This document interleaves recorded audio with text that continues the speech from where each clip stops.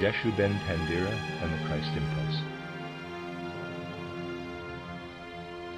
Since we spoke yesterday of the differentiation of the soul, life of the human being, into three parts, the realm of concepts or of thought, the realm of emotions, and the realm of will impulses, it should be interesting to us now to raise the question, how can self-discipline, the nurturing of soul life, set to work in an appropriate way to develop and cultivate these three aspects of the soul? Here we shall begin with our life of will, our will impulses, and ask ourselves what characteristics we must specially cultivate if we wish to work in a beneficial way on our will life. The most beneficial influence on our will is exerted by a life wholly directed toward comprehending karma. We might also say a soul life which strives to develop, as its primary characteristic, serenity and acceptance of our destiny. And what better way can one find of developing this acceptance, this calmness of soul in the presence of one's destiny, than by making karma an actual content in one's life?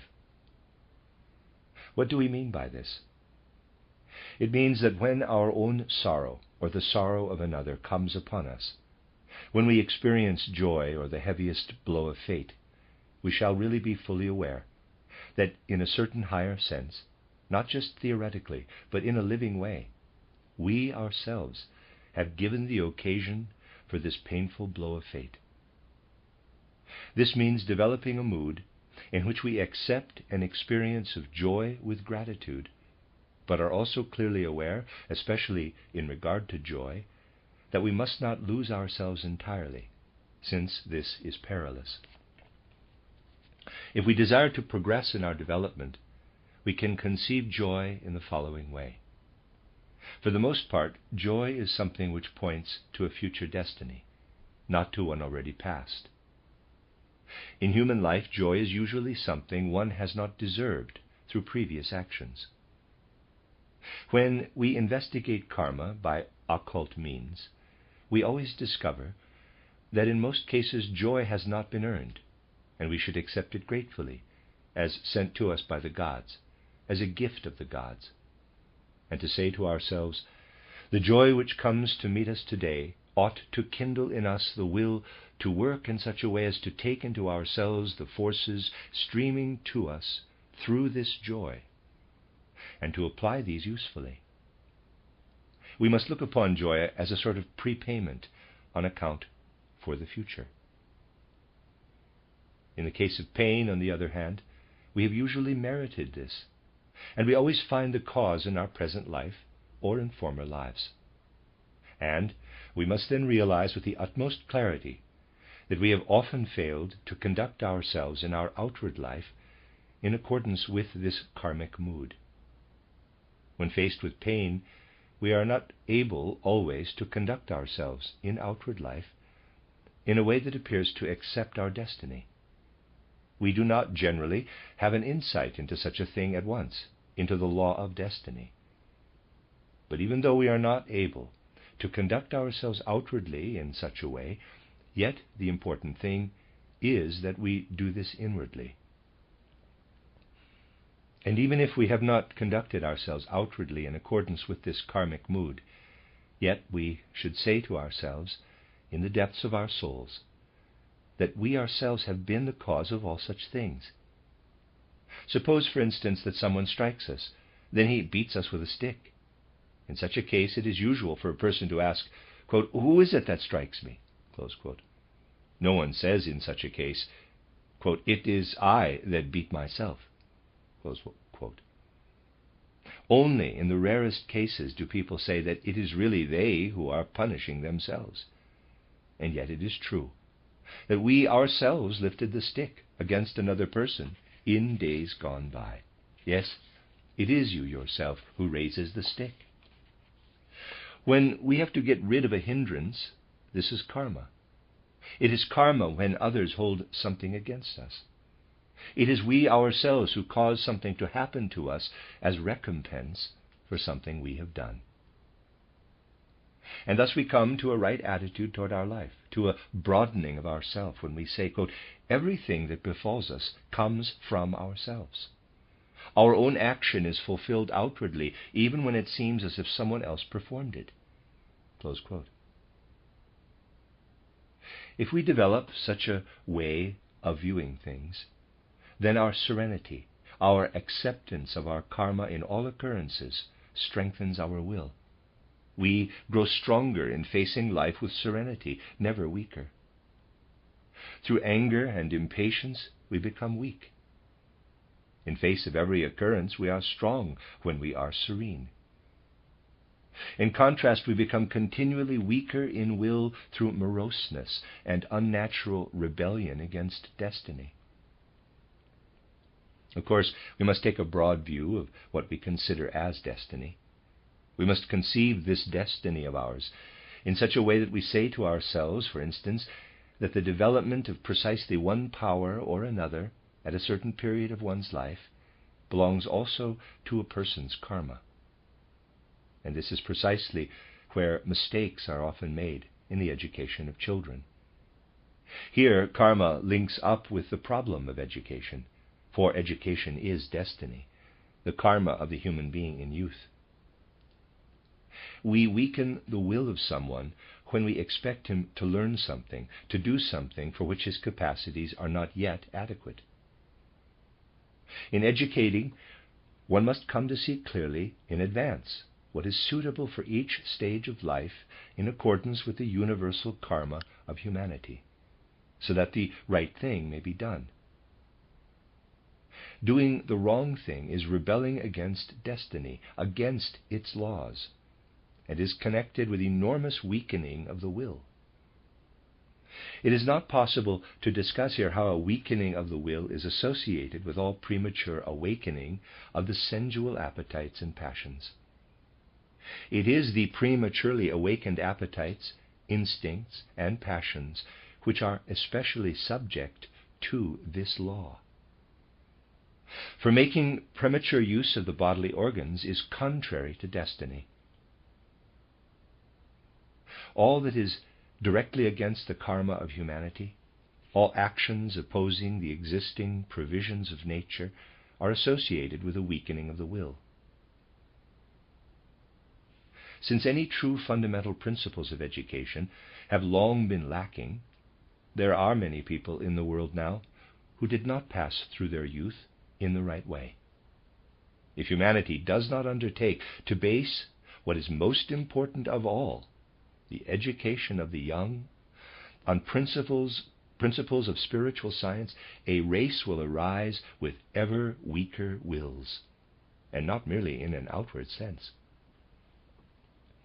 This takes a deep hold of the life of the human being. Ask a number of people how they came into their present occupations. You may be sure that most of them will answer, quote, well, we don't know. We have in some way been pushed into this situation. Close quote. This feeling that one has been pushed into something, has been driven into it, this feeling of discontent, is also a sign of weakness of will. Now, when this weakness of will is brought about in the manner described, still other results follow from this for the human soul, especially when the weakness of will is evoked in such a way that states of anxiety, of fear, of despair are produced at a youthful age. It will be increasingly necessary for human beings to have a fundamental understanding of higher laws in order to overcome states of despair, for despair is exactly what can be expected when we do not proceed in accordance with knowledge of the Spirit. A monistic and materialistic worldview can only sustain people's strength of will through 2 generations. Materialism can satisfy just 2 generations. The one that founded the conception and the pupils who have received it from the founders. This is the peculiarity of the monistic and materialistic worldview. The one who works in the laboratory for the workshop and who founded the view, whose powers are fully occupied and activated by what he is building up in his mind, experiences an inner satisfaction.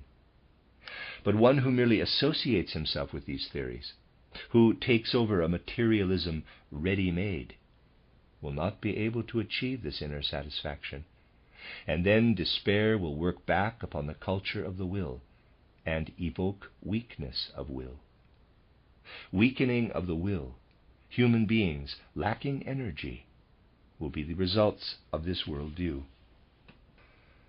The second of the three aspects of the supersensible life we mentioned yesterday is that of the emotions.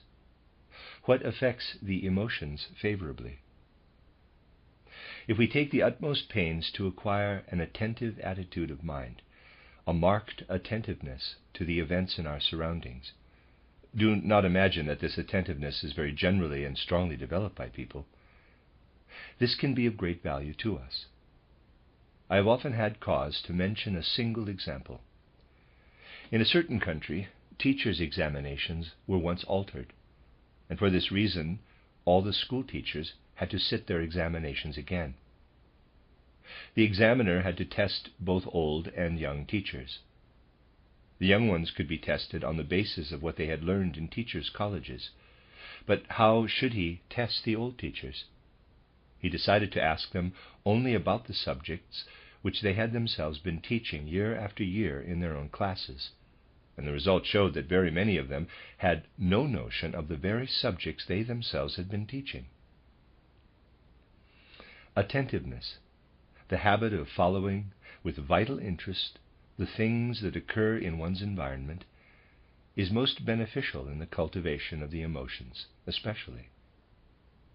Now, the emotions, like everything else in the soul, are connected in a certain way with the will, and when we influence our emotional life unfavorably, we may thus indirectly influence our will impulses.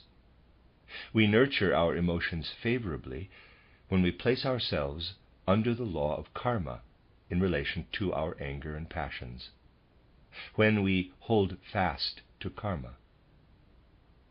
And this we find in what occurs in our environment. We find it, for example, when anyone does the opposite of what we had expected. We may then say to ourselves, quote, "All right, that is simply what he is doing," close quote. But we may also become angry and violent, and this is a sign of weakness of will. Outbursts of violent temper hinder the right development of the emotions and also the will, and also have a far more extensive influence, as we will soon see. Now, anger is something that a person does not by any means have under his control. Only gradually can he learn to dispense with anger. One must have patience with oneself.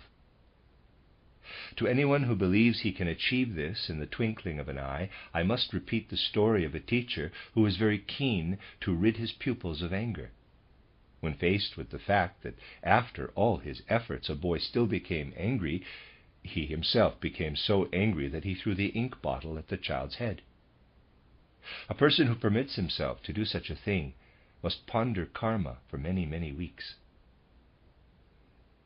What this signifies will become clear to us if we take this occasion to look a little more deeply into the life of the human soul. There are two poles in our soul life, the life of will on the one hand, and that of thoughts, of conceptions on the other. The emotions, the feelings of the heart, are in the middle. Now, we know that the life of man alternates between sleeping and waking, and while the human being is awake, his life of thoughts and conceptions is especially active. For the fact that the will is not very wide awake can become clear to anyone who observes closely how a will impulse comes about. We must first have a thought, a concept. Only then does the will thrust upward from the depths of the soul. The thought evokes the will impulse. When the human being is awake, he is awake in thought, not in will. But occult science teaches us that when we sleep, everything is reversed. Then the will is awake and very active, and thought is inactive.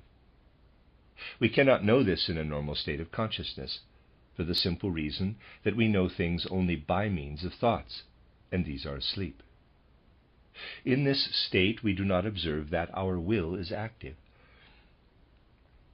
But if we attain clairvoyance and arrive at the world of imaginative representations, we then observe that the will awakes the moment thinking falls asleep, and the will slips into the pictures we thus perceive and awakens these.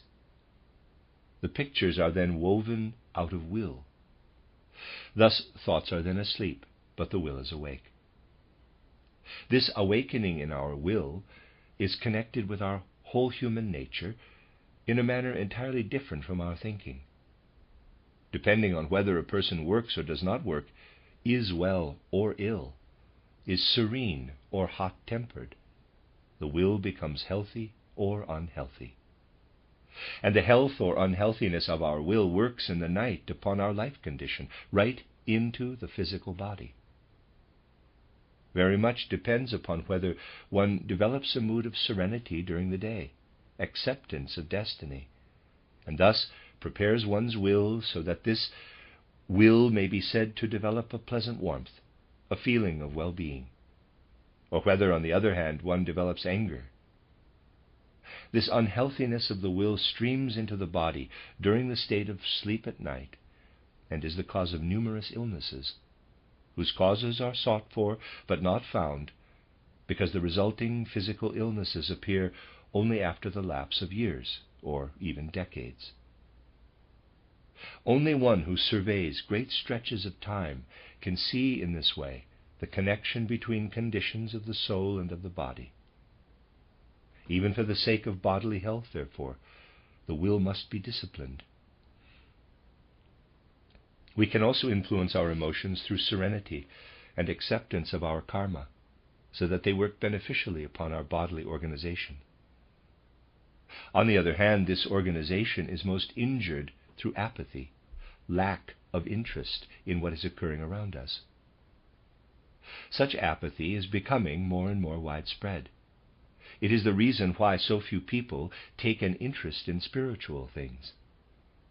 It may be supposed that objective reasons lead to the adoption of a materialistic view of life, but actually, such objective reasons for a materialistic view of life do not really exist. No, it is apathy. No one can be a materialist without being apathetic.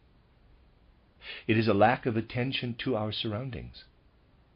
Anyone who observes his environment with alert interest is met everywhere by things that only spiritual knowledge can explain. But apathy deadens the emotions and leads to weakness of will. Furthermore, special significance attaches to the characteristic called obstinacy, the attitude of mind that insists inflexibly upon one thing or another. Unhealthy emotions can also bring about obstinacy. These things are often like the serpent that bites his own tail. All that we have mentioned may be caused by obstinacy. Even people who go through life very inattentively may be very obstinate. People who are altogether weak-willed are sometimes discovered to persist obstinately in something when we had not expected it, and weakness of will becomes constantly more marked if we do not strive to overcome obstinacy. It is precisely in persons with weak wills that we find this quality of obstinacy. On the other hand, when we endeavor to avoid becoming obstinate, we shall find that in every instance we have improved our emotions and strengthened our wills. Every time that we actually are goaded by an impulse to be obstinate, but refuse to yield to it, we become stronger for facing life. We shall notice the benefits if we proceed systematically against this fault. Through struggling to overcome obstinacy, we attain inner satisfaction. Healthy cultivation of emotions specially depends upon our struggling in every way to overcome obstinacy, apathy, lack of interest. In other words, interest and attentiveness in relation to the environment foster both the feelings and the will. Apathy and obstinacy have the opposite effect. For a sound emotional life, we have the fine word sensibility, Having sensibility means that something creative and purposeful occurs to one. Children ought to play in such a way that the imagination is stimulated, that the spontaneous activity of their souls is stimulated, so that they have to reflect about their play. They ought not to arrange building blocks according to prescribed patterns. This merely develops pedantry, not creative imagination and sensibility. We are developing creative imagination when we let children do all sorts of things in sand, when we take them into the woods and let them form little baskets out of burrs, and then stimulate them to make other things of burrs stuck together. Things which draw on a certain inventive talent nourish sensibility and creative imagination. Strange as it may seem, such cultivation of sensibility brings serenity of soul, inner harmony, and contentment. Moreover, when we go for a walk with a child, it is good to leave him free to do whatever he will, provided he does not behave too badly. And when the child does anything, we should show our pleasure, our participation, and interest. We should not be unresponsive or lacking in interest in what the child produces out of his own inner nature.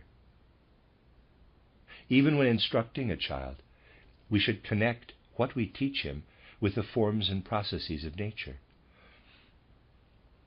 When children reach an older stage, we should not then occupy them with riddles or puzzles taken from newspapers. This leads only to pedantry. On the contrary, observation of nature offers us the opposite of what newspapers generally offer for the cultivation of emotions. A serene heart and an harmonious life of feeling determine not only mental health but also bodily health, even though long stretches of time may intervene between cause and effect. We come now to the third aspect of supersensible life, to thinking. We nurture and sharpen this especially by developing characteristics which seem to have nothing whatever to do with thinking, with concepts. The best method of developing good thinking is by complete absorption and insight, not so much through logical exercises, but by observing one thing and another, using processes in nature for this purpose in order to penetrate into hidden mysteries. Through absorption in problems of nature and of humanity, through the endeavor to understand complex personalities, through the intensifying of attentiveness, we grow wise. Absorption means striving to unravel something by thinking, by conceiving. We shall be able to see that such mental absorption has a wonderful good effect in later life. The following example is taken from life. A little boy showed his mother remarkable aspects of his observation, which were associated with extraordinary devotion and capacity for insight. He said, quote, "You know, when I walk on the streets and see people and animals, it seems as if I had to enter into the people and the animals. I met a poor woman and I entered into her, and this was terribly painful to me, very distressing." Close quote. The child had not seen any sort of poverty at home. Continue quote, "And then I entered into a horse, and then into a pig." Close quote. He described this in detail, and was stimulated to an extraordinary degree of compassion, to special deeds of pity, through feeling union with the life of others. Whence does this come, this expansion of one's understanding for other beings? If we think the matter over in this case, we are led back into a preceding incarnation, when the person in question had cultivated absorption in things, in the secrets of things, as we have described. But we do not have to wait until the next incarnation for the results which follow our cultivation of devotion to and absorption in things. These manifest themselves even in a single life. When we are induced in earliest youth to develop all of this, we shall develop in later life a clear, transparent thinking, whereas otherwise we develop scrappy, illogical thinking. It is a fact that truly spiritual principles can advance us in our life. During recent decades, there have been few truly spiritual principles underlying education, almost none at all. And now we are experiencing the results. There is an extraordinary amount of wrong thinking in our day.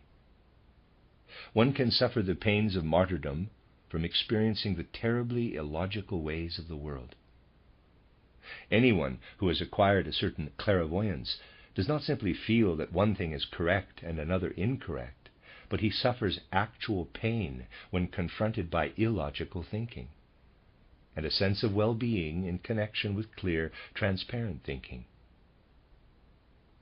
This signifies that he has acquired a feeling for such things, and this enables him to distinguish clearly.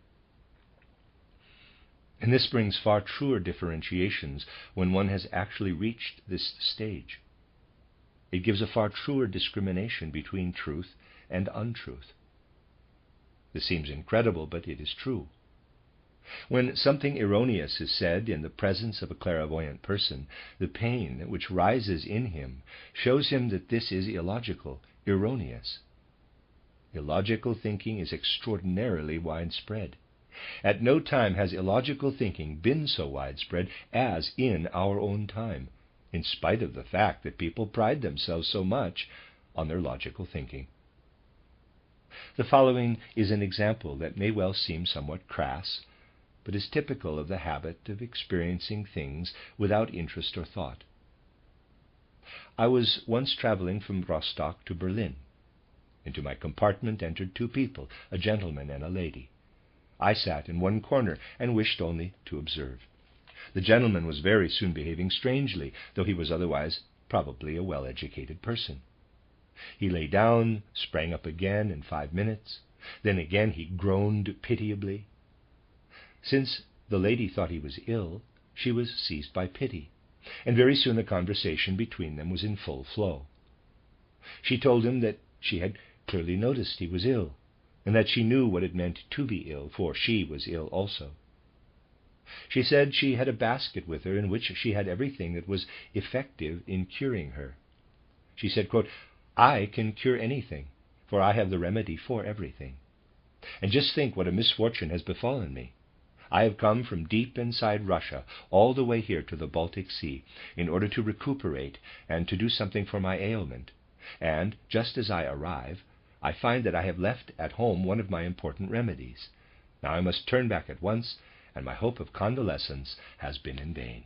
Close quote. The gentleman then narrated his sufferings, and she gave him a remedy for each of his illnesses, and he promised to do everything she said, making notes about all. I think there were 11 different prescriptions. She then began to enumerate all of her illnesses one by one, and he began to show his knowledge of what would cure them. That for one ailment she could be helped in a certain sanatorium, and for another in another sanatorium. She in turn wrote down all the addresses, and was only worried about that the pharmacies might be closed for Sunday when she arrived in Berlin. These two people never for one moment noticed the strange contradiction of each knowing only what might help the other one, but knowing no means of help for themselves. Thus these two educated people were able to bathe in a sea of nonsense. Such things must be clearly seen when we demand that self-knowledge shall give insight. We must require self-knowledge to develop our coherent thinking, but especially absorption in and devotion to the matter in hand. All these things work together in the soul. Scrappy thinking has the inevitable result, even though this takes a long time to appear, of making a person morose, sullen, hypochondriacal about everything. And frequently we do not know where the causes of this are to be found. Insufficient cultivation of concentration and insight makes one sullen, morose, hypochondriacal. What is so absolutely essential to thinking seems at first sight to have nothing to do with it. All obstinacy, all self-seeking have a destructive effect upon thinking. All characteristics connected with obstinacy and selfishness, such as ambition, vanity, all these things that seem to tend in a very different direction, make our thinking unsound and act unfavorably upon our mood of soul. We must seek, therefore, to overcome obstinacy, self-seeking, egoism, and cultivate, on the contrary, a certain absorption in and devotion to things, and a certain self-sacrificing attitude toward other beings. Absorption, devotion, and a self-sacrificing attitude in regard to the most insignificant objects and occurrences have a favorable effect upon thinking and upon one's mood. In truth, self-seeking and egoism bring their own punishment, because the self-seeking person becomes more and more discontented, complains more and more that he comes off badly. When anyone feels this way about himself, he ought to acknowledge the law of karma and ask himself, when he is discontented, quote, "What self-seeking has brought this discontent upon me?" Close quote. Thus we can describe how we may develop and how we may injure the three aspects of soul life, and this is extraordinarily important. We see, therefore, that spiritual science lays deep hold upon our life. Our true observation of spiritual principles may lead us to self-education, and this is of the most vital importance, and will become of ever-increasing significance. The time in man's evolution has passed when human beings were led by the gods from above, from the higher worlds. In ever-increasing measure, human beings will have to do things for themselves without being directed and led. With regard to what the Masters have taught about working our way upward to Christ, who will appear in this very century on the astral plane, greater understanding of what this advance means for humanity can be achieved only when the human being learns increasingly to find his own direction, provide his own impulses. Just as we explained to you yesterday that human beings gradually work their way upward to Christ, so must we gradually perfect in freedom our thinking, feeling, and will impulses.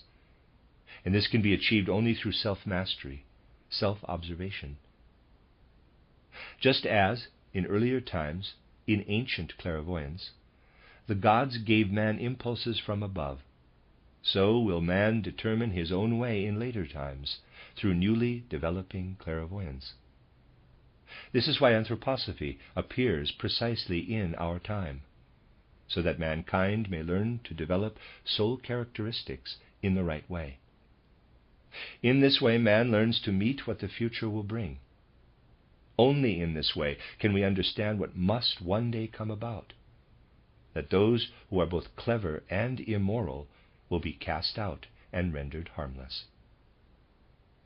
The characteristics I have spoken of are important for every human being, but they are especially important to those determined to strive in a particular way to attain characteristics, speedily and rationally, which will become more and more necessary for humanity.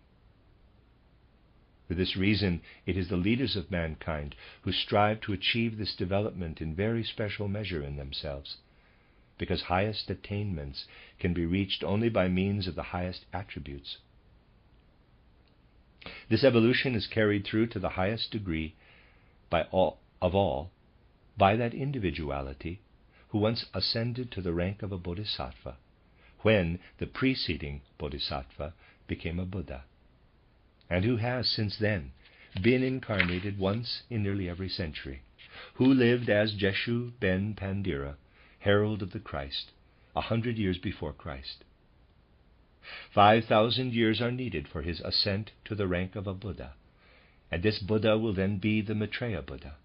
He will be a bringer of good, because, as can be seen by those who are sufficiently clairvoyant, he succeeds through the most intense self-discipline in developing to the utmost powers manifesting in magical moral forces, which enable him to impart heart forces and moral impulses to human souls through the Word itself. We cannot as yet develop on the physical plane any words capable of doing this. Even the Maitreya Buddha could not do this at present, could not develop such magical words. Today only thoughts can be directly imparted by means of words. How is he preparing himself? By developing to the highest possible degree those qualities which are called good. The Bodhisattva develops in the highest degree what we may describe as devotion, serenity in the presence of destiny, attentiveness to all occurrences in one's surroundings, devotion to all living beings, and insight. And although many incarnations will be needed for the future Buddha, yet he devotes himself during his incarnations primarily to giving attention to what will come about. What he now does is relatively little, since he is utterly devoted to preparing for his future mission. This mission will be achieved through a special law pertaining to this Bodhisattva alone. This law we shall understand if we take account of the possibility that a complete revolution in the soul's life may occur at a certain age. The greatest of such transformations that ever occurred took place at the baptism by John. What occurred there was that the ego of Jesus, in the 30th year of his life, abandoned the flesh, and another ego entered, the Christ ego, leader of the sun beings. A like transformation will be experienced by the future Maitreya Buddha. But he experiences such a revolution in his incarnations quite differently. The Bodhisattva patterns his life on that of Christ, and those who are initiated know that he manifests in every incarnation very special characteristics. It will always be noted that in the period between his 30th and 33rd years, a mighty revolution occurs in his life. There will then be an interchange of souls, though not in so mighty a manner as in the case of Christ. The, in quotes, ego, which has until then given life to the body, passes out at that time, and the Bodhisattva becomes, in a fundamental sense, altogether a different person from what he has been hitherto, even though the ego does not cease and is not replaced by another, as was true of the Christ. This is what all occultists call attention to, that he cannot be recognized before this time, before this transformation. Up to this time, although he will be absorbed intensely in all things, his mission will not be especially conspicuous. And even though the revolution is certain to occur, no one can ever say what will then happen to him. The earlier period of youth is always utterly unlike that into which he is transformed between his 30th and 33rd years. Thus does he prepare for a great event in which the old ego passes out and another ego then enters. And this may be such an individuality as Moses, Abraham, or Elijah. This ego will then be active for a certain time in this body. Thus can take place what must take place in order to prepare the Maitreya Buddha. For the rest of his life he lives with this ego which enters at that moment. What then occurs is like a complete transformation. Indeed, what is needed for the recognition of the Bodhisattva can then occur. And when he appears after 3,000 years, elevated to the rank of Maitreya Buddha, his ego will remain in him, but will be permeated inwardly by still another individuality. And this will occur in his 33rd year, in the year in which, in the case of Christ, the mystery of Golgotha occurred. And then he will come forth as teacher of the good, as a great teacher who will prepare the true teaching of Christ and the true wisdom of Christ in a manner entirely different from what is possible today. Spiritual science must prepare for what will one day take place upon our earth. Now, anyone in our time can cultivate those characteristics which are injurious to the emotional life, such as apathy, etc. But this results in a laxity in the emotions, a laxity in the inner soul life. And such a person will no longer be able to carry out his task in life, will no longer be able to fulfill it. For this reason, everyone may consider it a special blessing if he can acquire for himself a knowledge of what is to occur in the future. Whoever has the opportunity today to devote himself to spirit knowledge enjoys a karmic gift of grace. For having a knowledge of these things gives a foundation for security, devotion, and peace in our souls, for serenity, confidence, and hope in meeting what faces us in the coming millennia of the evolution of humanity. All who can know these things should consider this a special good fortune, something which evokes the highest powers of the human being, which can enkindle everything in his soul that seems at the point of being extinguished, or is in a state of disharmony, or approaching destruction. Enthusiasm, fire, rapture become also health and happiness in outer life. He who earnestly acquaints himself with these things, who can develop the necessary absorption in these things, will surely experience the happiness and inner harmony they can bring him. And if anyone in our society does not yet find this manifest in himself, he should for once accept such knowledge and say, "If I have not yet felt this, the fault lies in me. It is my duty to steep myself in the mysteries one may hear today.